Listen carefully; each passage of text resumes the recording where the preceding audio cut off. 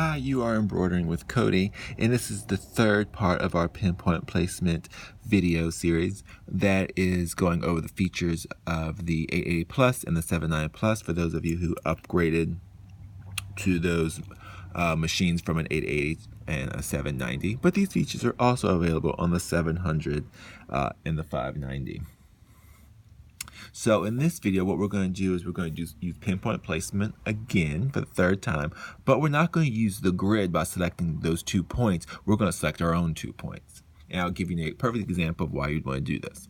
So let's go and select our design. We are going to do a font for this one. So we'll come here and let's select the script font. And we're just going to do my name because it works perfectly for this example. So I've got my name. And if you look at the name, the C, the O, and the D are on that same baseline, but the Y dips below. So if I want to line up my name like I would write my name on a loose leaf piece of paper, I would line up the C, O, and the D on the line, and the Y would dip below. If we go to our pinpoint placement and look, if we would choose the grid, we could line up in the center. But if I want to line up the baseline, the C, O, and the D, there's no way for me to do that. So our other pinpoint placement option is this one, where we can select our own designs. So I'm going to show you on the fabric where I'm planning on lining up this design. So right here, it's our same little square that we have from our quilting design. So what we're going to do, I'm going to line up the C, the O, and the D with this line here to represent a seam, to represent above a particular line or a design or whatnot. And then I have the Y dip below here. So let's go back to our screen. So let's zoom in a little bit so we get a little closer view. So we're going to select our own 2 points. So we're going to select the bottom of the C. You're just going to click on the screen, and you see that little cursor move to the bottom of the C. So now we're going to move down back to our fabric. So where that needle is, that's the bottom of that C. So I can come up, and let's move our design down. Move it over a little bit. All right. So we're almost to that line. So come a little further down.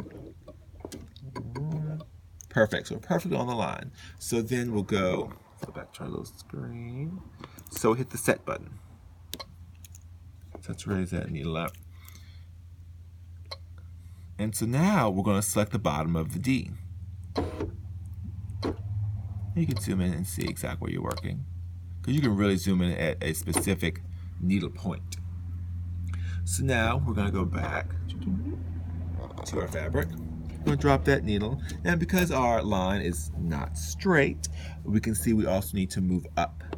So remember, we don't want to use our stitch width knob because it will make our design bigger. We just want to move the design up using our stitch length knob, which is the bottom knob. So we drop it on the needle with our hand wheel. It lines up perfect with that line. So we are ready to go. So now we can move up to our screen. And we're just going to hit that set button. We can zoom out. So now we can see that our name is crooked, just like the fabric and our line on our fabric is drawn crooked. Well, it's not drawn crooked. Our fabric is in there crooked, but so the baseline, the C, O, and the D will stitch perfectly on that line on our fabric, and the Y would dip below it.